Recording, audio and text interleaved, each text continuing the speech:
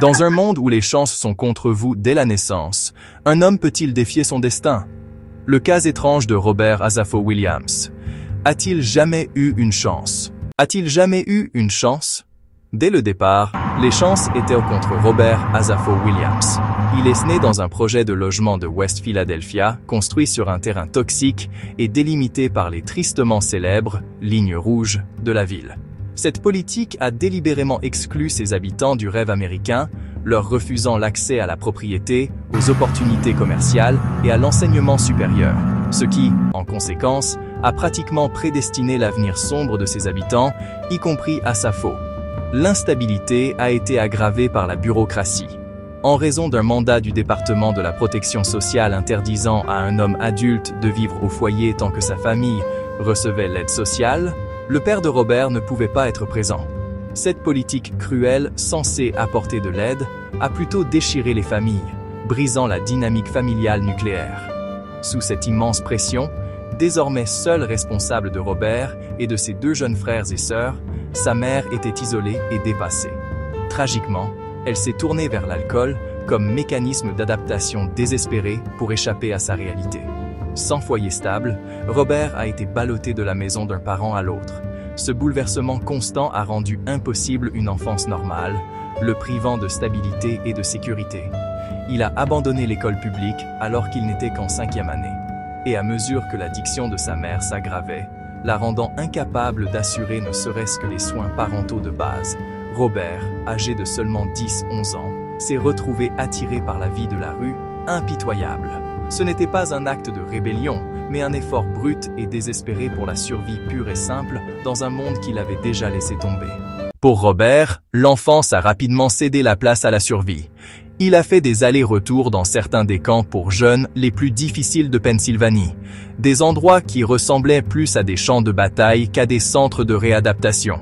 Au lieu de conseils, il a reçu une éducation brutale à la survie, où l'effort s'attaquait aux faibles et où la confiance était un fardeau. Ces soi-disant crimes, petits vols, intrusions, de petits actes qui l'ont conduit dans un système conçu pour briser, non pour construire. Chaque fois qu'il franchissait ses portes, le monde extérieur semblait plus lointain et l'espoir s'amenuisait un peu plus. Le cycle de libération et de réintégration est devenu une porte tournante, chaque rotation érodant son estime de soi et sa croyance en un avenir différent. À l'adolescence, Robert vivait déjà derrière les barreaux, parfois physiquement, toujours moralement.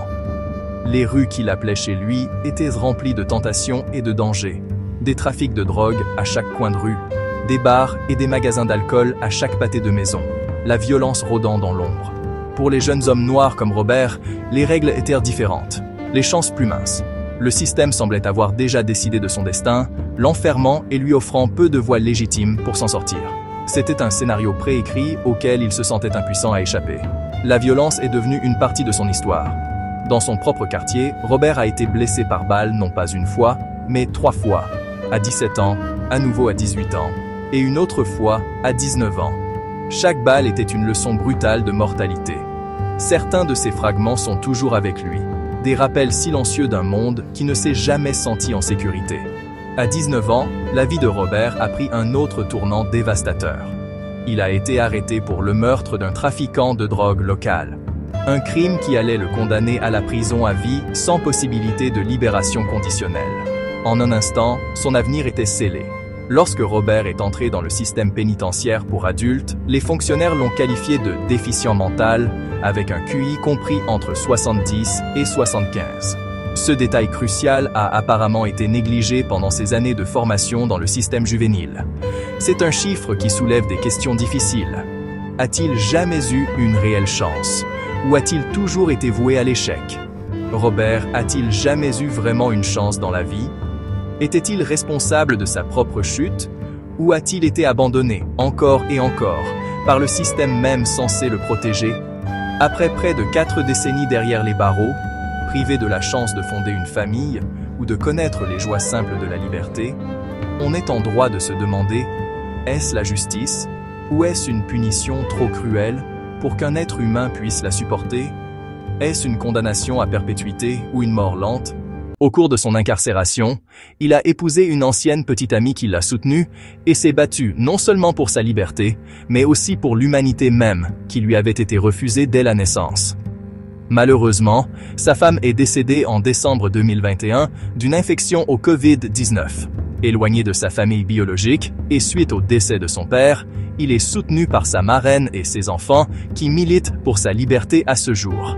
En cette ère de neurosciences en constante évolution, où la psychologie du développement du cerveau humain a récemment fixé l'âge adulte à 25 ans et non à 18 ans, comme c'était le cas auparavant, le cas de Robert aurait-il pu être négligé dans le nouveau régime de recondamnation qui a bénéficié à d'autres mineurs qui répondaient à l'ancien critère de moins de 18 ans, voir Miller C. Alabama, 2012. Et puisqu'une peine de prison à vie sans libération conditionnelle est en fait une peine de mort par incarcération, avons-nous condamné un homme à mourir d'une mort lente et douloureuse à cause de notre propre folie sociale? Dans une perspective plus large, le sous-développement de Robert se situe dans la longue ombre de la politique raciale qui a façonné les politiques déséquilibrées qui régissent notre société aujourd'hui. C'est-à-dire que si l'éducation, les conditions environnementales, la dynamique familiale, l'égalité d'accès aux opportunités sociales et politiques offertes aux Blancs, etc., sont ce qui est utilisé pour mesurer le développement, alors nous devrions considérer qu'il était autrefois illégal pour les Noirs de lire ou d'écrire dans ce pays, qui était soumis au lynchage et aux lois des codes noirs, restrictives conçues pour contrôler leur travail et leurs déplacements, ce qui a alimenté le système de location de prisonniers après la guerre de sécession.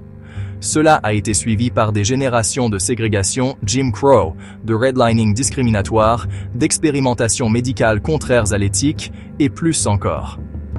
Chacune de ces injustices a créé des blessures profondes et générationnelles, ancrant un héritage de traumatisme et de méfiance qui résonnerait pendant des siècles.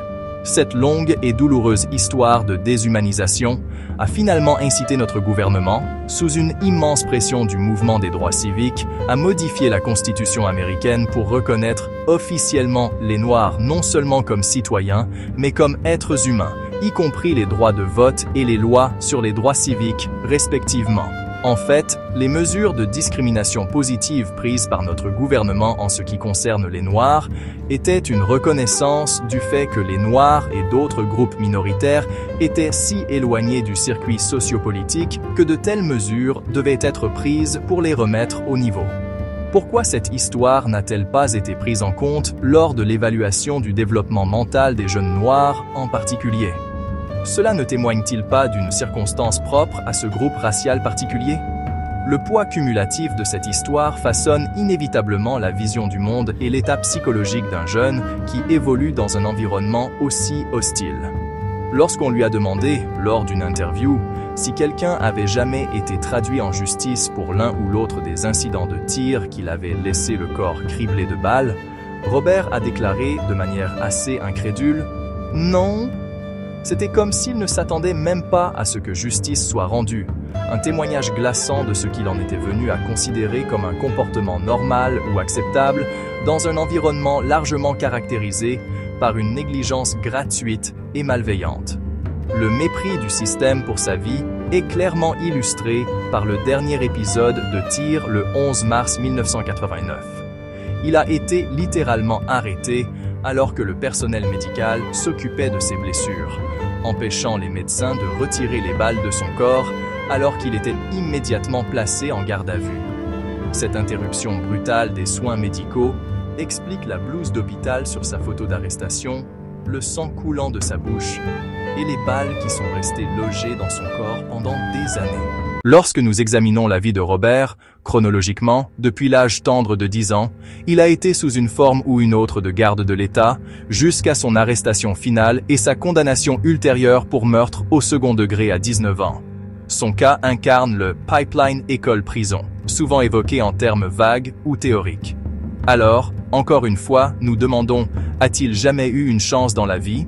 Avons-nous, en tant que société la plus avancée de la planète, qui se présente comme le phare sur la colline et un modèle pour les autres nations, échoué ce jeune homme? Et si la réponse est affirmative, la question logique suivante est: qu'allons-nous faire à ce sujet? Il est de notoriété publique que si Robert se trouvait dans la plupart des autres États, y compris le Massachusetts, Washington, l'Illinois ou le Connecticut, même dans la plupart des autres pays, il serait éligible à la libération conditionnelle, compte tenu de leur adhésion à la science dominante selon laquelle l'âge adulte n'est atteint qu'au milieu de la vingtaine. Le Comité Famille et Amis pour la liberté de Robert Asapho Williams.